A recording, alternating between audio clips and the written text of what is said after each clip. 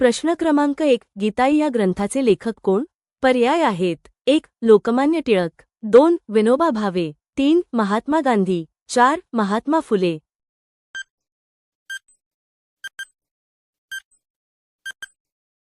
उत्तर माहीत असल्यास कमेंट करत चला. तुमचं योग्य उत्तर आहे पर्याय क्रमांक 2. विनोबा भावे.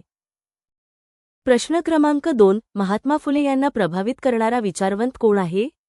पर्याय आहेत: 1. जे.एस. भील, 2. Thomas pen, 3. व्हॉल्टेअर, 4. लिटो.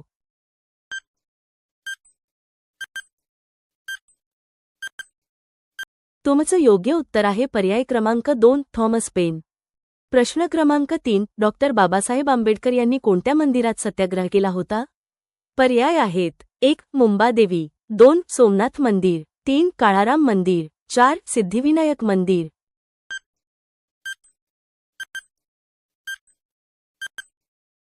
तुमचं योग्य उत्तर आहे पर्याय क्रमांक 3. काळाराम मंदिर. प्रश्न क्रमांक 4. कर्मवीर कोणाला म्हणतात?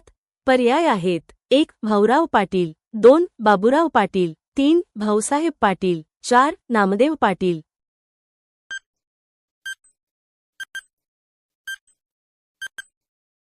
उत्तर माहीत असल्यास कमेंट करत चला. तुमचं योग्य उत्तर आहे पर्याय क्रमांक 1. भाऊराव पाटील. प्रश्न क्रमांक 5. चवदार तळे कोठे आहे?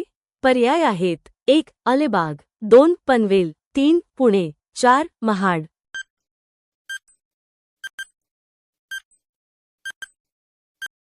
तुमचं योग्य उत्तर आहे पर्याय क्रमांक 4. महाड. प्रश्न क्रमांक 6. गाडगेबाबांना खराट्याचा बादशहा कोणी म्हटले आहे?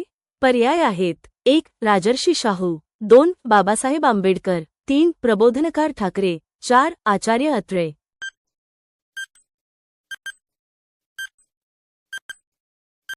उत्तर माहीत असल्यास कमेंट करत चला. तुमचं योग्य उत्तर आहे पर्याय क्रमांक 4. आचार्य अत्रे. प्रश्न क्रमांक 7. खालीलपैकी कोणाला महाराष्ट्राचे ईश्वरचंद्र विद्यासागर म्हणतात? पर्याय आहेत: 1. विष्णुबुवा ब्रह्मचारी, 2. विष्णुशास्त्री पंडित, 3. विष्णुशास्त्री चिपळूणकर, 4. महात्मा फुले.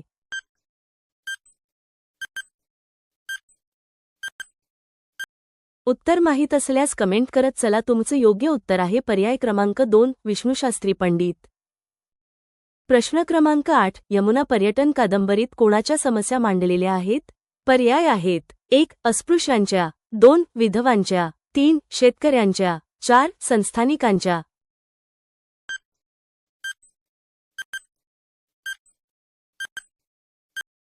तुमचं योग्य उत्तर आहे पर्याय क्रमांक 2. विधवांच्या. प्रश्न क्रमांक 9. वारकरी चळवळीचा पाया कोणी घातला? पर्याय आहेत: 1. संत ज्ञानेश्वर, 2. संत नामदेव, 3. संत तुकाराम, 4. संत एकनाथ.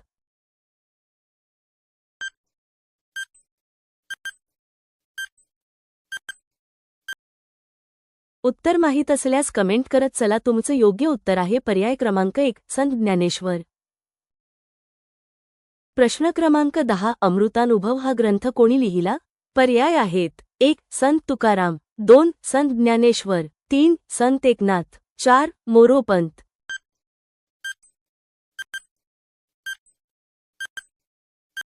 तुमचं योग्य उत्तर आहे पर्याय क्रमांक 1. संत ज्ञानेश्वर. प्रश्न क्रमांक 11. कृष्णाकाठ हा ग्रंथ कोणी लिहिला आहे? पर्याय आहेत: 1. वसंतदादा पाटील, 2. राजाराम बापू पाटील, 3. यशवंत चव्हाण, 4. नागनाथ अप्पा नायकवाडे.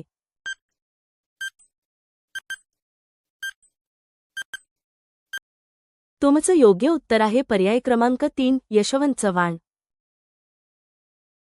प्रश्न क्रमांक 12. माझी जन्मठेप हे चरित्र कोणी लिहिले?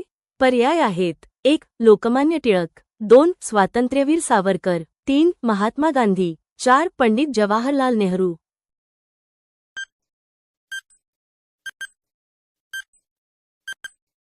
उत्तर माहीत असल्यास कमेंट करत चला. तुमचं योग्य उत्तर आहे पर्याय क्रमांक 2. स्वातंत्र्यवीर सावरकर. प्रश्न क्रमांक 13. सत्यशोधक समाज कोणी स्थापन केला? पर्याय आहेत: 1. महात्मा फुले, 2. लोकमान्य टिळक, 3. यशवंत चव्हाण, 4. बाबासाहेब आंबेडकर.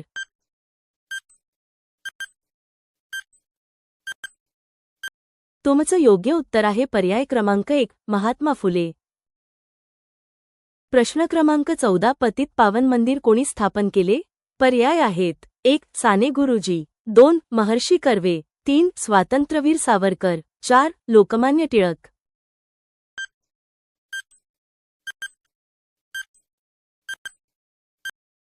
तुमचं योग्य उत्तर आहे पर्याय क्रमांक 3. स्वातंत्र्यवीर सावरकर. प्रश्न क्रमांक 15 राजर्षी शाहू महाराजांनी सत्तेचा वापर कशासाठी केला?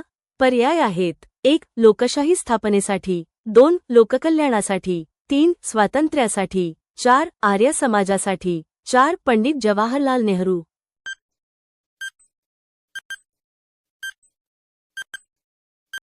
उत्तर माहीत असल्यास कमेंट करत चला. तुमचं योग्य उत्तर आहे पर्याय क्रमांक 2. लोककल्याणासाठी.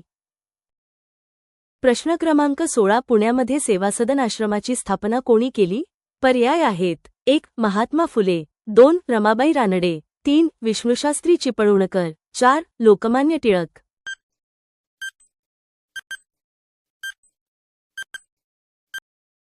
तुमचं योग्य उत्तर आहे पर्याय क्रमांक 2. रमाबाई रानडे.